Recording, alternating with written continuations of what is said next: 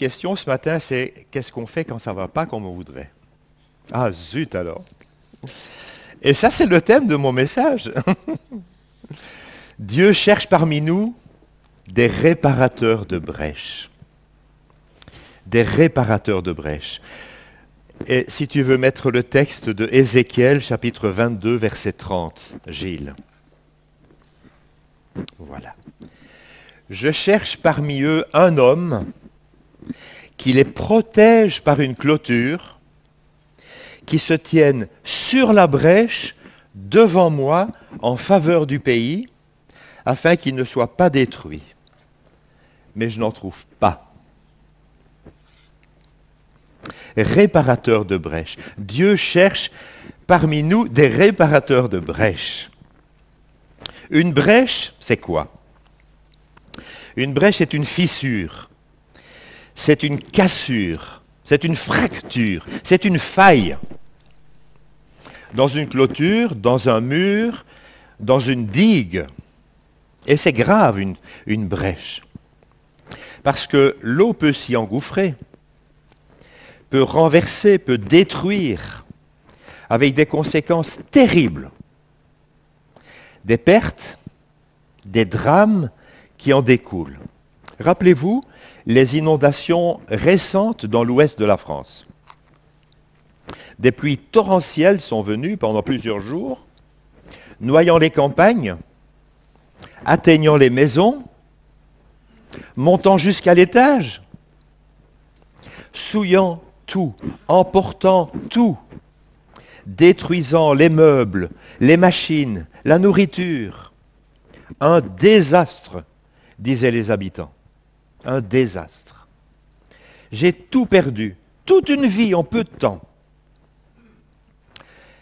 Il lui fallut pourtant de peu de choses pour que ça n'arrive pas.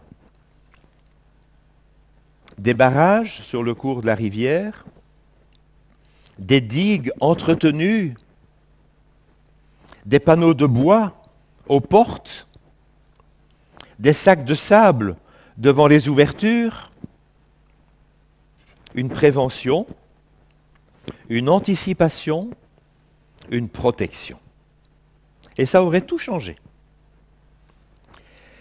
Comment font-ils en Hollande, les Pays-Bas, où 10% de la population vit en dessous du niveau de la mer? Posez-vous la question. Eh bien, ils veillent, ils surveillent la moindre brèche possible pour réagir vite, pour colmater, pour réparer. Sinon, c'est la catastrophe. Alors revenons à notre texte. Je le relis.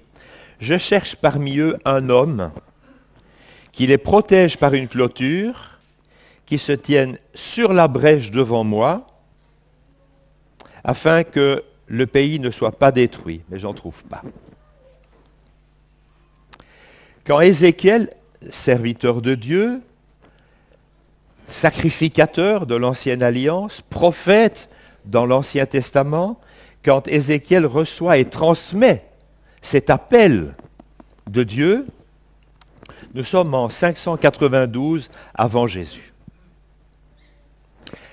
La situation du peuple de Dieu, Israël, est très grave, très triste, elle est décourageante. Ça fait 5 ans que Jérusalem est détruite. Parce qu'en 597 avant Jésus, Nabuchodonosor a tout détruit. Le temple, les murailles, tout. Et la ville a été brûlée en plus. Des brèches, il y en a partout. Partout. La gloire de Dieu a disparu. Le peuple de Dieu a été déporté à Babylone. Loin de la présence de Dieu. Loin des objectifs de Dieu. Loin de la bénédiction de Dieu. Et d'après Jérémie, il y en a encore pour 65 ans. Mais ces brèches physiques que l'on voit dans Jérusalem, dont tout le monde parle, ce ne sont pas les plus graves. Ces brèches physiques sont les conséquences de brèches spirituelles dans le peuple. dont Ézéchiel parle dans les 20 premiers chapitres. Et j'ai relevé 3 de ces brèches spirituelles qui affectent tellement le peuple. La première, le point de départ des problèmes, plus de 10 fois dans ces premiers chapitres d'Ézéchiel, Dieu dit « Vous êtes une famille de rebelles. Vous ne voulez plus m'écouter. Vous ne voulez plus m'écouter. Et vous faites à votre tête. Vos cœurs sont tellement fermés, tellement durs, tellement obstinés. J'arrive plus à vous parler. » Première brèche dans la relation entre Dieu et son peuple. La deuxième, c'est la suite logique. Vous avez remplacé Dieu par vos idoles, par des fausses priorités. Les vanités d'un monde sans Dieu, ça c'est une nouvelle brèche. Vous voulez imiter ce monde sans Dieu, eh bien voilà, vous y êtes maintenant. Et la troisième brèche dont parle Dieu à travers Ézéchiel, ce sont les illusions. Vous vous mentez à vous-même. Vous vous inventez des histoires. Vous prenez vos désirs pour des réalités. Vous avez des visions fausses qui ne viennent pas de moi. Vous ratez tout. Vous manquez tout. Ce sont ces brèches-là, dit Ézéchiel, qui vous ont amené là où vous êtes aujourd'hui. Dans la misère, dans le découragement, dans la tristesse, où vous ne voyez pas comment sortir.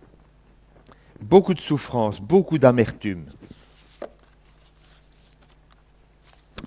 Ça aurait pu en rester là.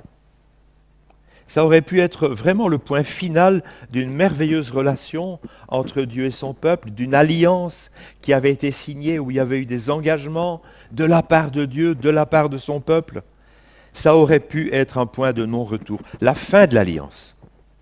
Mais, ce petit mot je l'aime bien, mais dans sa grâce, fidèle à lui-même, Dieu leur parle encore. Dieu leur parle encore et il ne laisse pas tomber. Il cherche une personne qui voit les choses comme lui,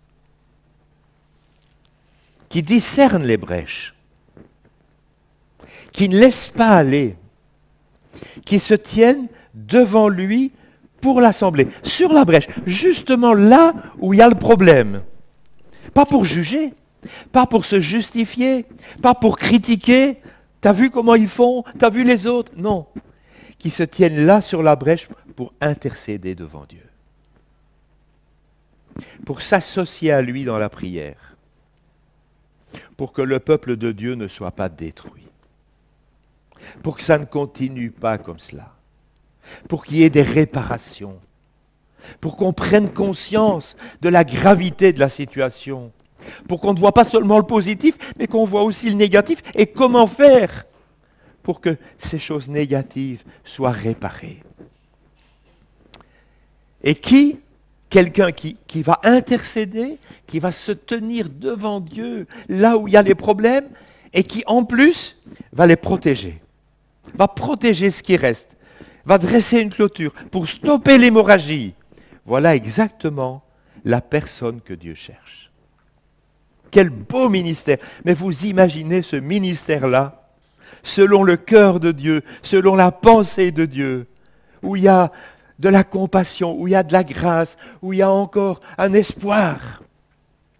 Un ministère humble, un ministère honnête, un ministère utile, nécessaire, indispensable, pour la gloire de Dieu, pour le bien de ses frères et sœurs, pour rendre à nouveau possible la bénédiction de Dieu, sans limite, sans restriction. Dieu cherchait un réparateur de brèches. Modestement, peut-être un seul, ça changerait déjà tout. S'il y en avait plusieurs, ce serait encore mieux. Mais s'il y avait déjà un qui prenne conscience et qui vienne se placer devant moi et qui vienne prier pour le peuple de Dieu, qui vienne pleurer devant moi en voyant la situation, en voyant ce qui ne va pas, et qui viennent supplier, Seigneur, interviens. Et là où je peux moi intervenir, eh bien je le ferai. Voilà, une personne. Mais Ézéchiel 22, 30 se termine par « mais j'en trouve pas ». mais je n'en trouve pas. Constat de carence, constat d'échec, je n'en trouve pas. Quelle tristesse, avec ses conséquences. Plaie béante pendant longtemps. Combien d'années perdues. Contre-témoignage pour tous les gens qui sont autour et qui se disent « ça c'est le peuple de Dieu, ça c'est le peuple béni de Dieu, mais vous voyez comment ça se passe ?» Effort vain, famille abattue, découragée, loin de Dieu, déception sur déception, parce qu'il n'y a pas une seule personne qui se soit placée là pour intercéder et pour agir. Dieu souffre, le peuple de Dieu souffre, le témoignage souffre, et seul l'ennemi se réjouit, se félicite, l'adversaire, le diable, le diviseur, le menteur, qui prend ainsi l'avantage sur nous, dit Paul, quand Paul écrit aux Corinthiens. Mes chers frères et sœurs, peuple de Dieu de la nouvelle alliance, qui se réunit ici à Pessicard ou ailleurs dans cette ville de Nice, y a-t-il des brèches dans nos vies? Y a-t-il des brèches dans notre assemblée? Des points faibles, des failles, sans négliger tout ce que Serge a relevé de positif, hein?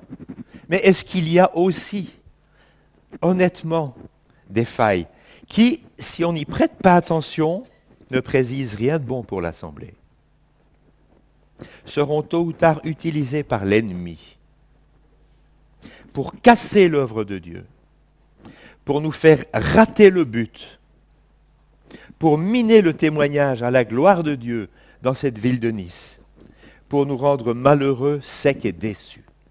Est-ce qu'il y a des brèches dans nos vies et dans nos assemblées dont nous devons prendre conscience et qui nous amèneront à réagir?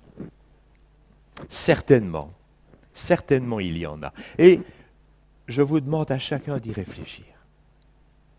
Vous savez, quand on dit du mal d'un frère, d'une sœur, c'est une brèche. Quand on se permet des paroles blessantes au lieu de bienveillantes, c'est une brèche. Quand on se juge, quand on ne s'accepte pas avec nos différences, c'est une brèche. Quand on ne se pardonne pas nos manquements réciproques, c'est une brèche. Quand on ne fait rien pour empêcher les divisions, c'est une brèche. Quand certaines personnes abandonnent, quittent l'Assemblée, ben c'est leur problème. Non, c'est une brèche. Si on ne court pas après, si on ne va pas les rechercher, si on ne leur montre pas notre amour, notre affection, notre tendresse, notre besoin de leur présence, comme le disait Michael tout à l'heure avec cette femme qui avait trouvé le pasteur et qui voulait quitter l'église. Si on ne fait rien, c'est une brèche. Quand l'orgueil remplace l'amour, c'est une brèche. Quand nous nous permettons que nos natures charnelles prennent le dessus sur la vie du Saint-Esprit, c'est une brèche. Ce sont des brèches qui font du mal à l'Église et qui font du mal au Seigneur, qui est le maître de l'Église.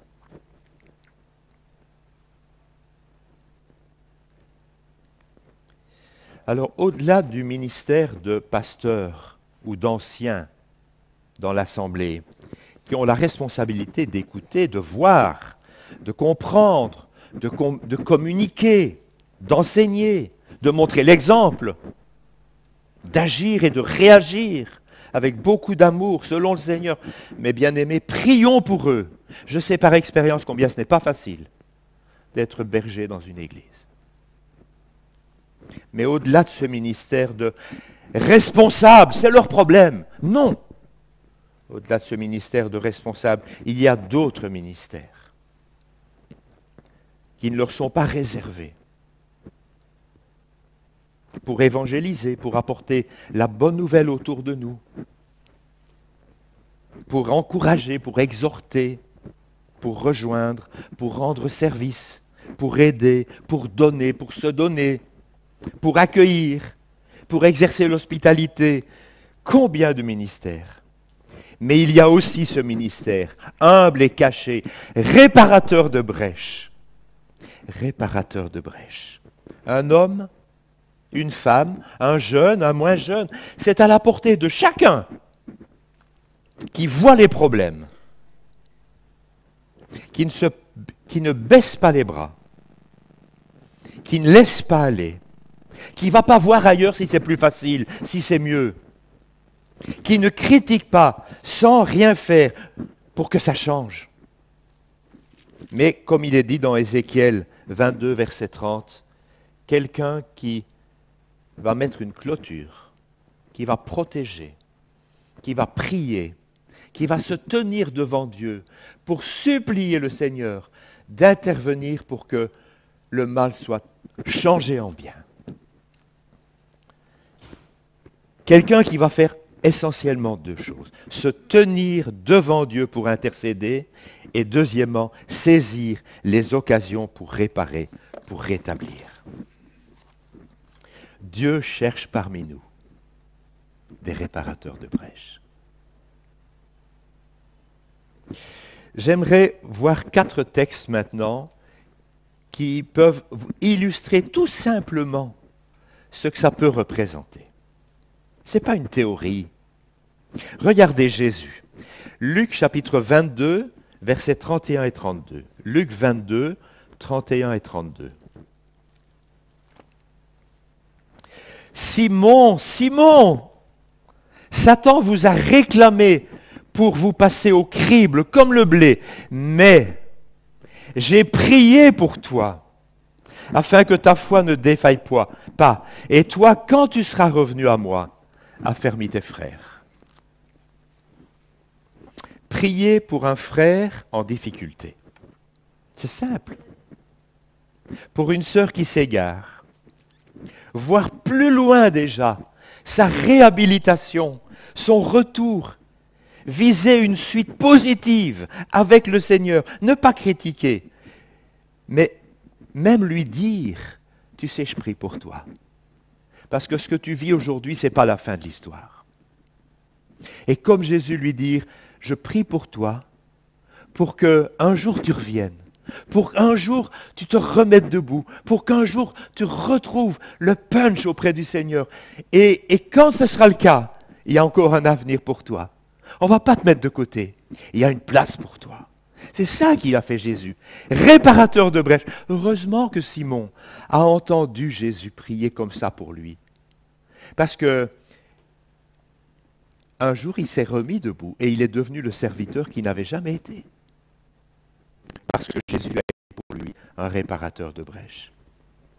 Comme dit Paul aussi au chapitre 4 des Philippiens, Philippiens 4, les versets 2 et 3. Paul écrit à cette église où il y a un problème entre deux sœurs. Et Paul aurait pu passer ça sous silence. Mais il dit, j'exhorte Évodie et j'exhorte Syntyche à avoir une même pensée. Celle d'Évodie, celle de Syntyche, non. La pensée du Seigneur. Et toi aussi, fidèle collègue, oui, je te demande de les aider. Elles qui ont combattu côte à côte avec moi pour l'Évangile, avec Clément et mes autres compagnons d'œuvre, dont les noms sont écrits dans le livre de vie. Encore une dimension, un aspect concret, pratique, aider deux sœurs qui se crêpent le chignon à se retrouver, à s'aligner sur la pensée du Seigneur.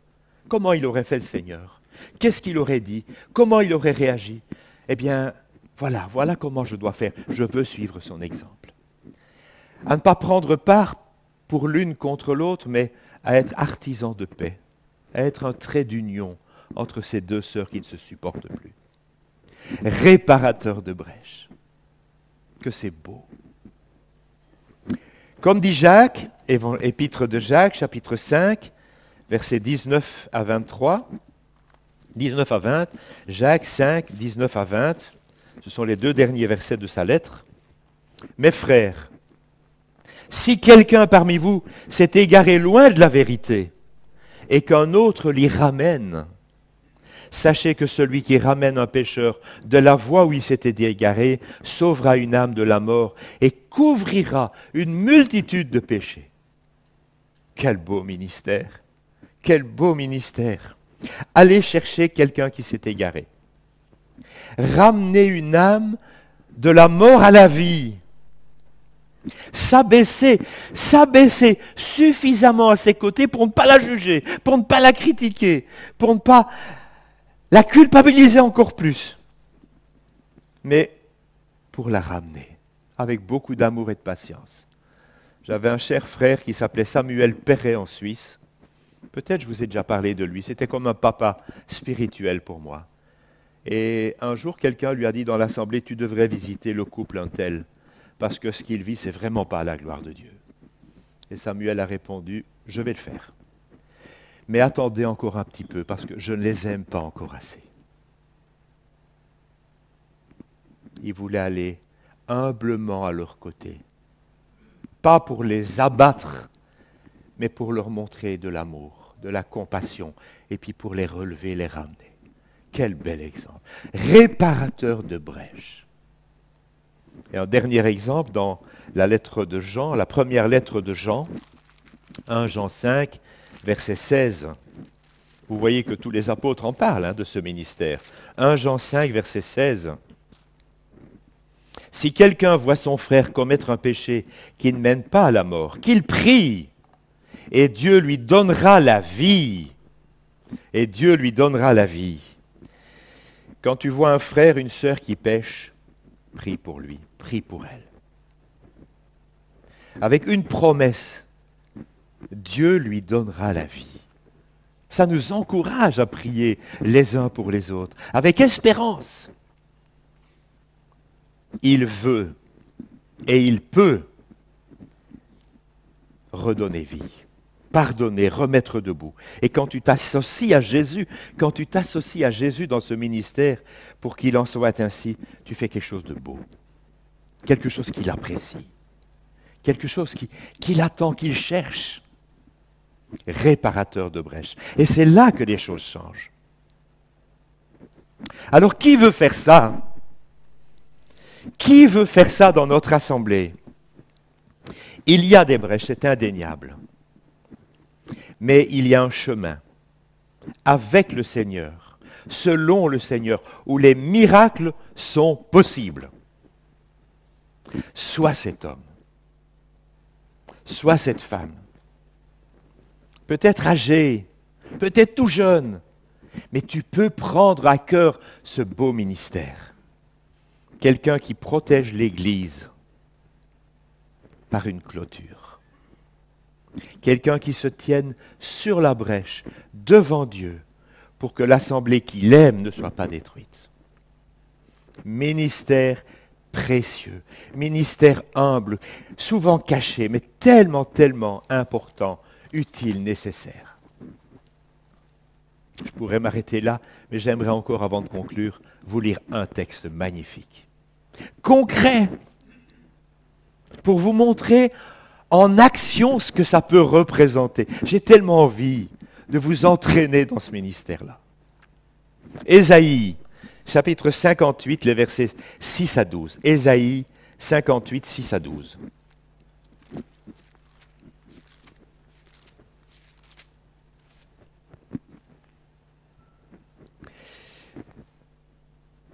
Il est question de jeûner, mais il est question de prier et il est question d'agir. Il est question, dans ce texte, d'avoir un cœur qui vibre avec le cœur de Dieu. Un cœur qui voit les besoins et qui ne se contente pas de les voir et de les critiquer, mais qui intercède, qui agit concrètement pour que les choses changent. Et vous allez voir comment se clôture ce texte. 58, verset 6. Voici le jeûne, l'attitude de cœur que je préconise. Détache les chaînes de la méchanceté. Dénoue les liens du joug. Renvoie libres ceux qu'on écrase et que l'on rompe toute espèce de joug.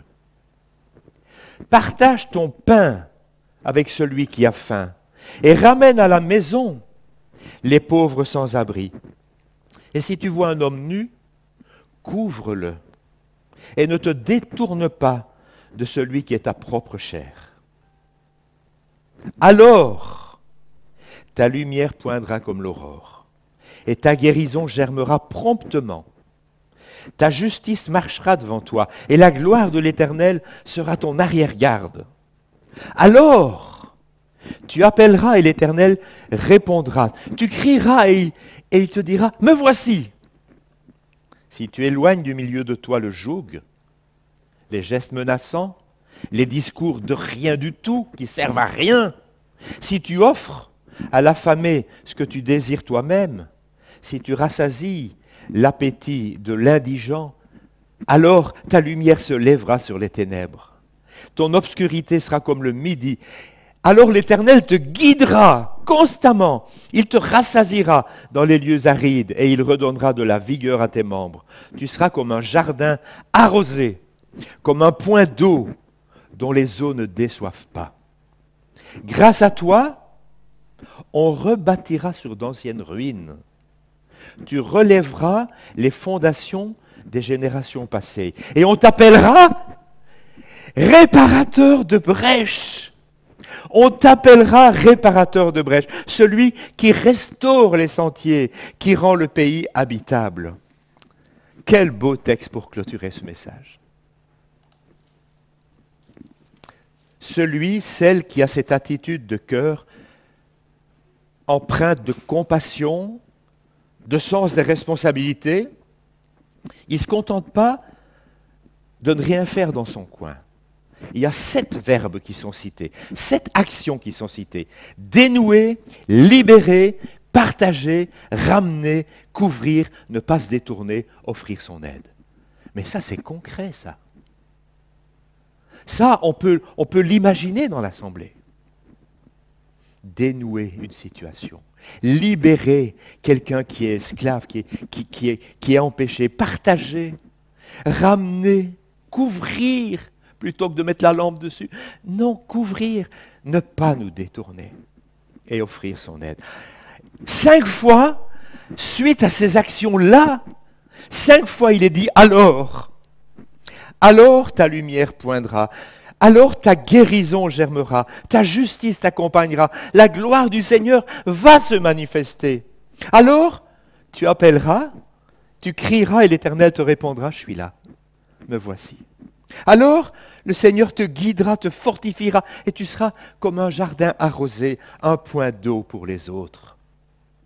Alors, grâce à toi, associé au Seigneur, on rebâtira sur des ruines.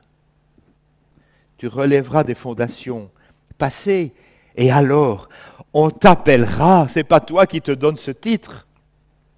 On verra en toi que tu es vraiment un réparateur de brèches.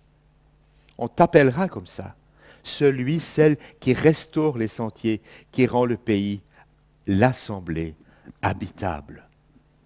Un lieu de vie, un lieu de bonheur, un lieu de paix, un lieu de joie, un lieu où il y a la présence du Seigneur, un lieu où c'est l'Esprit du Seigneur qui imprègne nos relations, nos actes, nos paroles, nos regards, nos attitudes. Oui.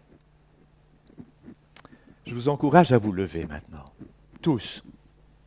Ça ne veut pas dire que tous vous prenez cet engagement. Mais tous, vous allez prier maintenant, intérieurement. Et vous allez vous demander si ça, ce n'est pas un appel qui est pour vous. Qui aujourd'hui répond à cet appel du Seigneur? C'est entre le Seigneur et vous. Qui veut devenir aujourd'hui, prend l'engagement aujourd'hui d'être un réparateur de brèches? Tu peux dire au Seigneur, moi Seigneur, moi, avec ton aide, avec amour, avec tes conseils, selon ton esprit, moi Seigneur, pour le bien de mes frères et sœurs, pour ta gloire dans l'assemblée de Pessicar, je m'engage à prier et à agir ainsi. De son côté, je peux te promettre quelque chose. Si tu prends cet engagement devant le Seigneur, humblement, t'attendant à lui, le Seigneur va ouvrir tes yeux et il va ouvrir ton cœur. Il va te donner la compassion et la sagesse dont tu as besoin. Il va te donner le discernement. Il va te donner la patience, la douceur, le courage, la persévérance, la bienveillance, pour que tu puisses réparer, colmater, relever.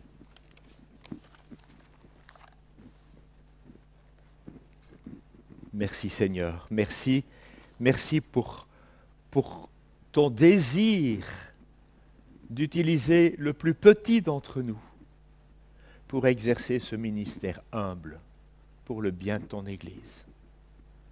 Afin que là où il y a des manquements, ce ne soit pas une occasion de baisser les bras, mais au contraire de les lever. Pas une occasion de partir, mais au contraire de servir. Je termine par les paroles de ce vieux cantique. Un vieux cantique. Jésus te confie une œuvre d'amour, utile et bénie jusqu'à son retour. Cette sainte tâche, veux-tu l'accomplir? Pour lui, sans relâche, sans jamais faiblir, prie, agis, jour après jour, sans broncher, suis ton Sauveur avec amour. Sois fidèle, obéissant, et le Maître rendra ton travail puissant. Amen. Qu'il en soit ainsi.